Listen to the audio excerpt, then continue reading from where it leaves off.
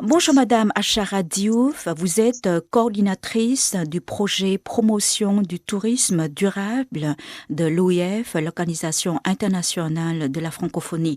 Ma première question, l'OIF a lancé le projet Destination Éco-Talent au Vietnam pour soutenir le tourisme durable. Alors quels sont les objectifs principaux que vous souhaitez atteindre à travers ce projet? Tout d'abord, bonjour. Je vous remercie de m'inviter à votre émission. Et effectivement, l'Organisation internationale de la francophonie a lancé en 2004 le projet Destination Éco-Talent dans 4 pays, Cabo Verde, Cambodge, Comores et Vietnam, avec pour objectif global de contribuer à la résilience et à l'autonomisation des populations, en particulier les jeunes et les femmes, afin de faire face aux défis environnementaux, climatiques, économiques et sociaux. Et ce projet, qu'on dénomme Destination Éco-Talent, qui se lit aussi bien en français qu'en anglais, vise la création d'emplois et d'opportunités de revenus pour les jeunes, les femmes, les communautés rurales et périurbaines, en se concentrant sur leur employabilité et leur professionnalisation via des actions d'éducation et de formation axées sur les métiers du tourisme durable, et en soutenant également le développement et la promotion d'offres touristiques durables. Ce programme met également l'accent sur la coordination et la mise en réseau des efforts en matière de développement touristique durable. Pourquoi le Vietnam? Tout simplement, le Vietnam, parce que premièrement, nous avons un bureau régional, une représentation régionale de l'OIF ici au Vietnam, donc c'est tout à fait logique qu'on commence par ce pays, d'autant plus que moi-même ainsi que l'équipe de coordination, nous sommes basés au Vietnam. Oui. En plus que le Vietnam est un merveilleux pays avec beaucoup de choses à montrer sur le domaine du tourisme durable, sur le domaine du tourisme tout court. Alors, Madame, au cours de la mise en œuvre, l'OIF a-t-elle développé des initiatives ou modèles innovants pour promouvoir le tourisme durable? Oui, déjà, on peut considérer que ce projet Destination Éco-Talent est une initiative innovante. Premièrement, ce projet de l'OIF déploie un modèle innovant alliant tourisme durable et formation. C'est mis en œuvre en partenariat avec des universités vietnamiennes telles que l'université de Hanoï, l'université de pédagogie de Ho Chi Minh Ville. Oui. Et ce modèle propose des formations spécialisées intégrant des immersions sur le terrain. Ainsi, les étudiants mettent la théorie en pratique en apportant un appui direct et concret aux communautés locales. Ce projet intègre également des programmes d'apprentissage au métier du tourisme visant à favoriser l'insertion professionnelle des jeunes issus de milieux défavorisés dans les provinces, par exemple. Deuxièmement, ce projet soutient le développement de circuits touristiques immersifs, à l'image, par exemple, des initiatives de tourisme communautaire autour des chapeaux coniques à Trilé ou bien de la vannerie à Baola, qui se situe à Hue. Donc, ces initiatives sont entièrement gérées par les communautés locales. En supprimant les intermédiaires, les habitants transforment leur savoir-faire en véritable expérience génératrice de revenus. Cette maîtrise locale de la chaîne de valeur garantit un triple impact au niveau économique par la création d'emplois, au niveau social par l'autonomisation des femmes et des jeunes, au niveau environnemental et culturel par la sauvegarde des patrimoines. Donc, c'est ici que l'OIF apporte une véritable valeur ajoutée en assurant la coordination des différents acteurs francophones autour de ces différentes initiatives.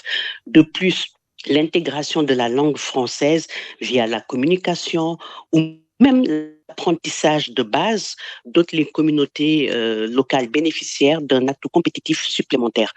Autrement dit, il s'agit d'un modèle unique où le tourisme durable devient à la fois un outil d'insertion économique et un vecteur de rayonnement de la francophonie sur le terrain au Vietnam.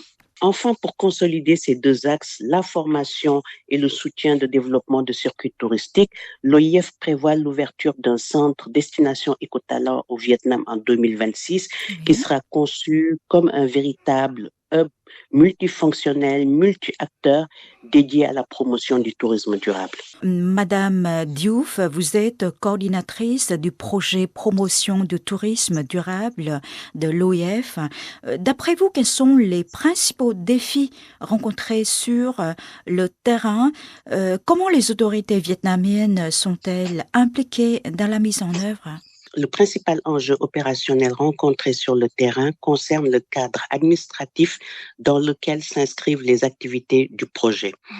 Les procédures d'autorisation relatives à l'octroi de subventions, notamment dans le contexte d'application du décret 80, peuvent parfois nécessiter des délais d'instruction importants qui sont susceptibles d'avoir un impact sur le calendrier de mise en œuvre de certaines activités des partenaires. Oui. Par ailleurs, il y a également la langue qui peut constituer un défi pratique dans les échanges locaux parce que certains interlocuteurs travaillent principalement en vietnamien.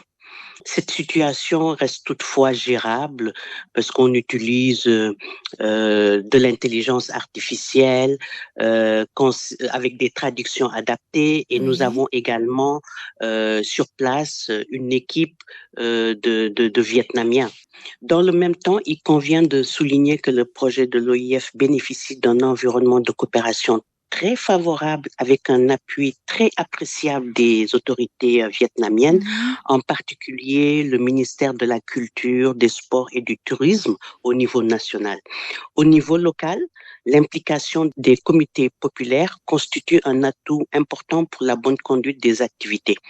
Et leur mobilisation contribue à faciliter l'ancrage territorial du projet et à renforcer l'appropriation de ces objectifs par les acteurs et les communautés concernées. Quel message souhaiteriez-vous adresser aux jeunes qui souhaitent s'engager dans le secteur de tourisme durable? Ça, c'est une excellente question.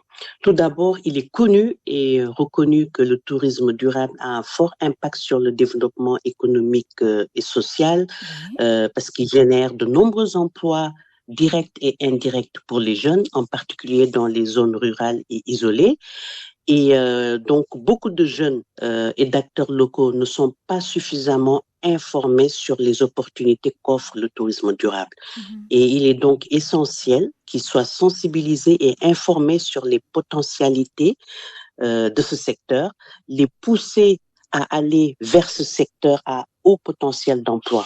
Le tourisme durable peut favoriser donc de nouveaux métiers, susciter de nouveaux métiers et talents pour ces jeunes-là.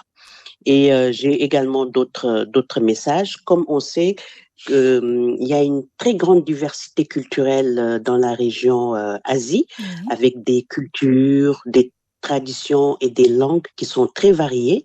Et je pense que comprendre ces spécificités est crucial pour créer des initiatives de tourisme durable qui respectent les communautés locales. Donc, le tourisme durable met en avant également les cultures locales, encourageant les jeunes à devenir des ambassadeurs de leur patrimoine. Donc, c'est également une source d'opportunités pour les jeunes, par exemple, qui veulent créer se lancer dans l'entrepreneuriat, développer des solutions innovantes dans le tourisme en utilisant de nouvelles technologies pour améliorer, et ils sont très forts là-dessus, pour améliorer l'expérience touristique, développer de nouveaux produits touristiques tout en préservant l'environnement. Le côté aussi, je reviens sur la formation. La formation et l'éducation au tourisme durable sont essentielles. Parce que la formation professionnelle dans le tourisme durable peut sensibiliser les jeunes à l'importance de la protection de l'environnement et surtout, comme je disais tout à l'heure, trouver une voie en vue de leur employabilité et insertion. Et je rajouterais également, par rapport à cette question, que la langue française est également un outil puissant pour l'insertion sociale dans cette région. La maîtrise du français augmente l'employabilité et le niveau de revenus pour les jeunes qui travaillent dans le domaine du tourisme. Est-ce que l'OIF met le Vietnam en réseau avec d'autres pays francophones pour partager les expériences? Et selon vous, quelles expériences internationales pourraient être appliquées efficacement au Vietnam? Oui, justement, ça, c'est une prochaine activité que nous allons faire parce que là, nous sommes dans la phase pilote et la prochaine activité, c'est de mettre en réseau justement les différents pays qui sont Mhm. bénéficiaires de la phase pilote pour qu'ils puissent échanger, partager les pratiques. Et d'un autre côté, le Vietnam est très fort dans le tourisme communautaire et pourrait inspirer d'autres pays francophones. Il y a des expériences qui sont faites ailleurs aussi qui peuvent être testées au Vietnam. Par exemple, l'expérience du Canada en matière de gestion des parcs naturels est inspirante. La mise en place de quotas de visiteurs, la réservation de places, de règles strictes et d'éducation environnementale permet de préserver des écosystèmes. Par exemple, ce type d'initiative pourrait être appliqué dans des sites très fréquentés comme la baie d'Along, Mai Shau, à Giang, pendant certaines périodes de l'année où il y a énormément de tourisme pour justement limiter les impacts du tourisme de masse. Mhm. Autre initiative également, on constate aussi beaucoup de déchets, notamment le plastique à usage unique Mhm. qui demeure très très présent dans plusieurs sites touristiques et en prenant d'autres exemples d'autres pays, France, Maroc, Rwanda, je pense que il serait possible d'agir simultanément sur ces enjeux pour réduire progressivement l'usage du plastique à travers des politiques publiques et à encourager également les gestionnaires de ces sites à adopter des standards environnementaux via des labellisations comme par exemple le label Destination d'excellence. Oui, Madame Diouf, je vous remercie d'avoir accordé cet entretien à la RFI Radio France Internationale, rédaction en vietnamien. Merci beaucoup, Madame.